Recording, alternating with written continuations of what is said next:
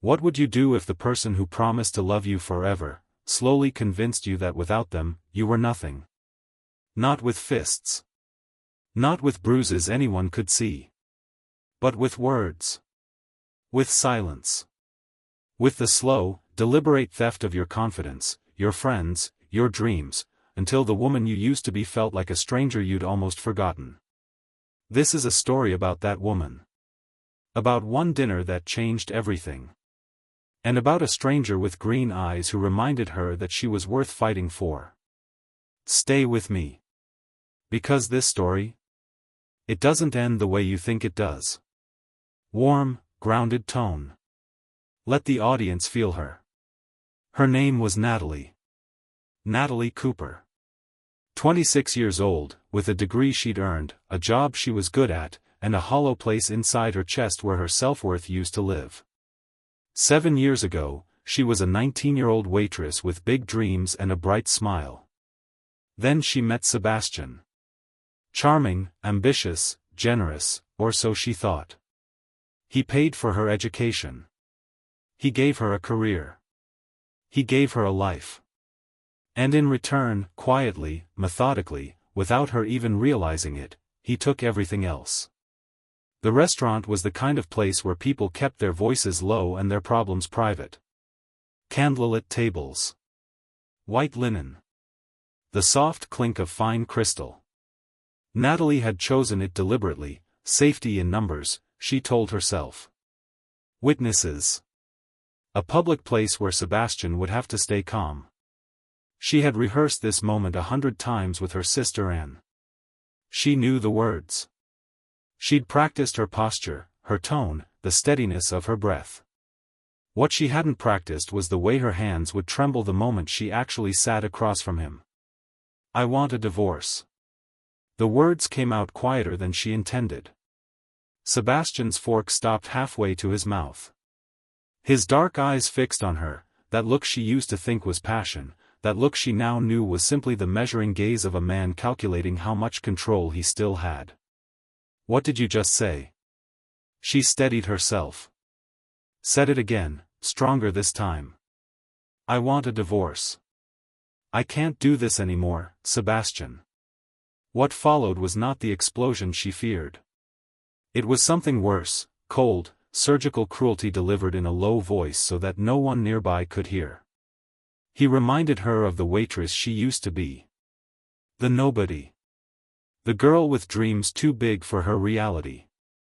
He reminded her that he had made her, paid for her degree, built her career, shaped her into someone worthwhile. Without him, he said, she would fall. You'll fail, he said. And then his hand shot across the table and gripped her wrist. Hard. The kind of grip that leaves marks. Good. Maybe then you'll remember who you belong to. Natalie felt tears burning behind her eyes. She would not cry here. Not in front of him. Not like this. But she didn't have to fight alone. Let go of her. The voice came from beside the table, deep, cold as winter stone. Natalie looked up to find a man standing there. Tall. Broad-shouldered. A charcoal suit that looked like money.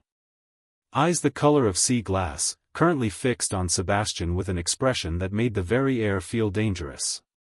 Sebastian didn't release her. This is a private conversation.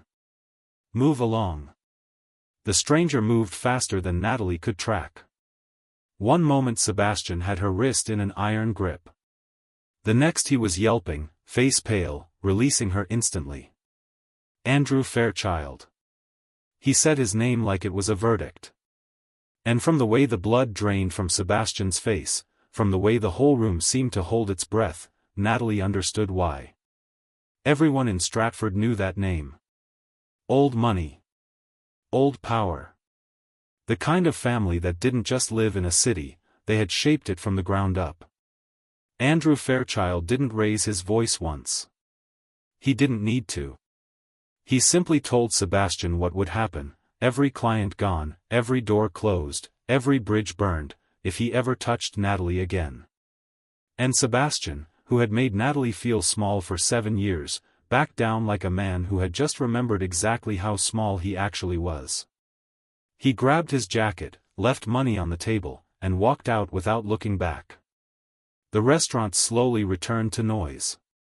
Natalie sat frozen, her wrist still throbbing, her mind still catching up with what had just happened.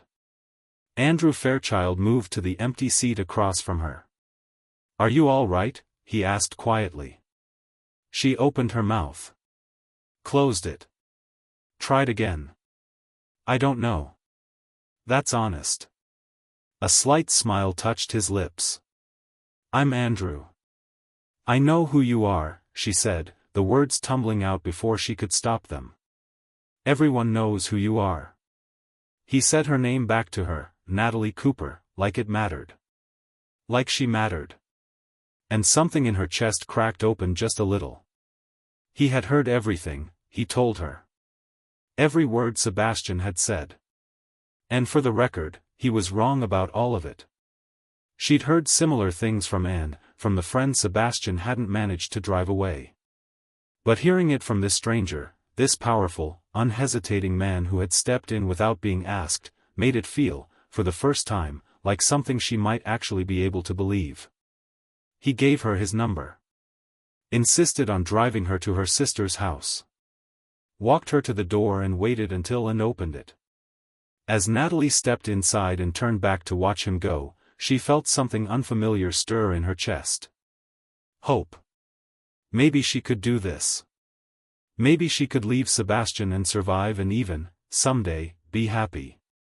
And maybe, just maybe, the dangerous-looking man with the gentle eyes was the very first step toward that new life.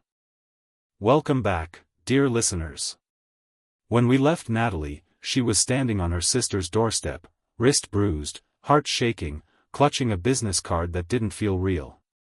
The card of Andrew Fairchild. The most powerful man in Stratford. The man who had seen her. Really seen her. For the first time in 7 years. Now comes the part where most people would say, don't be reckless, don't trust a stranger, don't be naive. And those people wouldn't be wrong, exactly. But sometimes, life sends you a lifeline wrapped in something that looks a lot like a leap of faith. Open book, the story continues. That night at Anne's, lying in the guest room, Natalie couldn't sleep. Her mind kept circling, the restaurant, Sebastian's grip, the cold fury in Andrew's green eyes. The warmth of his hand over hers. The quiet certainty in his voice when he said, "Please let me do this." At 2 a.m, she picked up her phone. "Are you still awake?" The response came within seconds. "Yes." "Are you all right?" She typed for a long moment. Deleted it. Typed again. "I've been thinking about your offer. When can I move in?" A pause. Then, "Tomorrow morning, if you'd like. I'll send a car at 10. And called it insane. A fairy tale. But she also squeezed Natalie's hands and said what any good sister would say when someone they love has been diminished for too long. Sometimes you have to take a leap of faith. Trust that the universe is trying to help you, not hurt you. The car arrived exactly at 10. It made and whistle. The drive took 20 minutes, 20 minutes of Natalie second-guessing everything, her stomach doing terrified gymnastics, and then the iron gates opened, and the driveway stretched ahead through a canopy of trees, and she saw it. It was not a house. It was an estate. Stone and glass. Manicured gardens. A fountain. The kind of place that made you feel like you'd wandered into another world entirely. Andrew was waiting at the front entrance. Dark jeans. A cream sweater. Casual, approachable, somehow even more striking than the suit had been. He opened her door himself, offered his hand. "Welcome, Natalie." The inside of the house was extraordinary, soaring ceilings, art on every wall, floors that gleamed like mirrors. But it wasn't cold. Fresh flowers brightened every room. Books lined the shelves. Photographs of laughter and candid joy filled elegant frames. It felt like a home. The kind Natalie had stopped letting herself want. Her room was in the west wing. His study was in the east. Maximum privacy, he said. He wanted her to feel safe, not watched. The room he showed her took her breath away, soft grays and blues, a king-sized bed that looked like clouds, French doors opening onto a private balcony full of roses. "This is too much," she whispered. "It's a guest room. I have 4 of them." His voice was gentle. "Please make yourself at home. This is your space for as long as you need it." She turned to face him. This man who had turned her life inside out in less than 24 hours. "Why are you doing this? Really?" He was quiet for a long moment. "My mother," he finally said. She had stayed with his father 15 years longer than she should have. No physical violence, but cruelty in every other form. Words. Control. The slow dismantling of a woman's sense of self. When she finally left, she had nowhere to go. No money of her own. No support system that hadn't been quietly destroyed. Andrew had been 18, away at university. He hadn't known how bad it was until it was almost too late. "I promised myself," he said, his jaw tight, "that if I ever had the chance to help someone in a similar situation, I would. So when I saw you in that restaurant, when I saw the way he was treating you," he stopped. "I couldn't walk away." Natalie's throat tightened. "Your mother was lucky to have you. She says the same thing. I think I'm the lucky one." They ate lunch on the terrace that first afternoon. Andrew asked about her degree in advertising, about the dreams she'd had before Sebastian had systematically ground them down. He listened the way people almost never listen, not waiting for his turn to speak, not managing her, just receiving her. She found herself relaxing in a way she hadn't in years. Over the days that followed, a quiet rhythm developed. Mornings, Natalie explored the gardens or read on her balcony. Afternoons, she sometimes joined Andrew in the kitchen while Mrs. Chen cooked, and they talked, really talked, about everything. His work. Her ambitions. His mother's happiness now, remarried in Europe. Her sister's stubbornness and love. The books they both pretended they'd read but hadn't. Sebastian called twice. Andrew's lawyer handled it both times. And slowly, in that house full of flowers and quiet and someone who listened, Natalie began to remember something important. She remembered who she was before Sebastian had rewritten her. 3 weeks after she moved in, she came downstairs early to find Andrew standing at the kitchen window, coffee in hand, watching the garden in the early light. He didn't hear her at first. And for just a moment she saw him the way he rarely let himself be seen, not the powerful, controlled man the city knew, but someone quieter. Someone who had carried a weight he never asked for and never put down. He turned and saw her, and his expression shifted, warmth replacing the solitude. "You're up early," he said. "So are you." A beat. "Then, I was thinking about you, actually." Her pulse stumbled. "What about me?" "About what you said yesterday. About wanting to start your own agency someday. Small at first. Boutique." His eyes held hers steadily. "I have connections. If you want them." She stood there for a long moment, this woman who had been told for 7 years that she needed someone to survive. And she said yes. Not because she needed him to save her. But because accepting help from someone who genuinely wanted to give it, that wasn't weakness. That was the bravest thing she'd learned to do. What she hadn't yet said, what she was still learning to admit, was that somewhere between the terrace lunches and the late-night conversations and the way he always remembered exactly how she took her tea, she had begun to fall for him. Not because he was powerful. Not because he had rescued her. But because he was kind. Genuinely, quietly, extraordinarily kind. And he never once made her feel like she owed him anything for it. On a Sunday evening, for weeks after that first terrible dinner, they sat together in the garden as the sun went down. The roses were lit gold. Somewhere nearby a bird was singing. "Andrew," she said.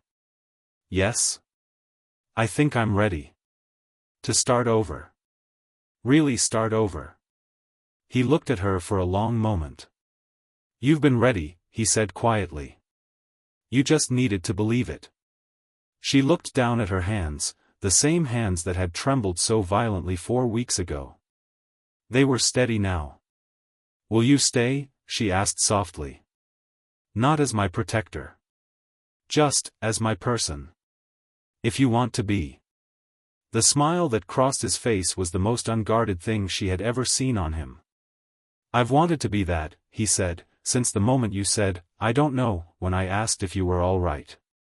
Because it was the most honest thing anyone had ever said to me." She laughed. He reached across the space between them and took her hand, not with the grip of possession, but with the gentleness of someone who understood the difference. And in that garden, with the gold light fading and the roses breathing around them, Natalie Cooper began the truest chapter of her life. Sparkles, life lesson. Before we go today, I want to leave you with this. The cruelest prisons are the ones we don't recognize. When someone loves you correctly, they never need to remind you how lost you'd be without them. Love does not diminish you. Love does not control you. Love does not make you smaller so that it can feel bigger. Real love, the kind worth having, is the kind that hands you back to yourself. That says, "Here is who you are, and I am glad you exist." Not, "Here is who I made you, and you owe me." Natalie's story is a reminder that it is never too late to leave a place that is making you forget your own name. That kindness from an unexpected direction is not something to be suspicious of, it is something to receive with an open heart. And that healing, real healing, doesn't happen because someone rescues you. It happens because someone gives you the space and safety to rescue yourself. If this story moved you, if some part of Natalie's journey felt familiar, or hopeful, or like something you needed to hear today, please share it with someone who might need it too. Leave a comment below and tell us where you're listening from, and what part of this story touched your heart most. Every message you leave reminds us why we tell these stories. Subscribe to our channel so you never miss a new one. Because there are more stories like this, stories about courage and second chances and love that heals instead of hurts, and they are all waiting for you here. Until next time, dear listener, be gentle with yourself. You are worth more than you know. What would you do if the person who promised to love you forever slowly convinced you that without them, you were nothing? Not with fists. Not with bruises anyone could see. But with words. With silence. With the careful, deliberate removal of everything that made you, you, until the woman you used to be felt like a stranger you had almost forgotten. This is that woman's story. And it begins on an ordinary Tuesday evening in a candlelit restaurant, the night Natalie Cooper decided she would rather be terrified and free than safe and disappearing. Stay with me. Because by the end of this, I promise you, you'll feel something shift inside you too. Open book, full story. Her name was Natalie Cooper. 26. A degree she'd earned, a career she was good at, and a hollow place inside her chest where her confidence used to live. 7 years ago she had been a 19-year-old waitress with a bright smile and dreams that felt too big for a small-town girl, until Sebastian noticed her. Charming. Polished. Generous. He paid for her education. Built her a career. Gave her a world she had never imagined. What he took in return, she barely noticed at first. A friend here. A boundary there. A dream quietly shelved because he said it was impractical. A version of herself that slowly, over 7 long years, stopped showing up in the mirror. The restaurant she chose for this night was deliberate. Public. Upscale. Witnesses. Safety in numbers. She had rehearsed every word with her sister and, the posture, the tone, the steadiness she would need. She hadn't rehearsed the way her hands would shake the moment she actually sat down across from him. "I want a divorce." Sebastian's fork froze. His eyes found hers, that measuring look she had once thought was devotion. She said it again, stronger. What came next was not an explosion. It was something more insidious, cold, quiet cruelty delivered below the hearing of nearby tables. He reminded her of the nobody she had been. The waitress with dreams too big for her reality. He told her she would fail without him. That no one else would have her. That she belonged to him. And then his hand shot across the table and gripped her wrist. Hard. Good. Maybe then you'll remember who you belong to. Let go of her. The voice came from beside the table. Deep. Cold as stone. Natalie looked up and found a man standing there, tall, broad-shouldered, sea-glass eyes locked on Sebastian with an intensity that made the air feel different. He moved with the kind of certainty that didn't ask for permission. Sebastian released her. And when the stranger said the name Andrew Fairchild, said it like a verdict, the remaining color drained from Sebastian's face. Everyone in Stratford knew that name. Without raising his voice once, Andrew told Sebastian exactly what would happen to everything he had built if he ever went near Natalie again. Clients. Lease. Reputation. All of it. Gone. Sebastian grabbed his jacket and left without looking back. Andrew sat down. Asked if she was all right. When she said, "I don't know," he smiled slightly and said that was the most honest answer he'd heard in a long time. He gave her his number. Said her name like it mattered. Drove her to her sister's house and waited until and opened the door before he turned to leave. And as Natalie watched him go, something cracked open in her chest. Hope. At 2 a.m. she texted him. At 10 the next morning a car arrived. And Natalie Cooper, for the first time in 7 years, stepped towards something that felt like the beginning of her actual life.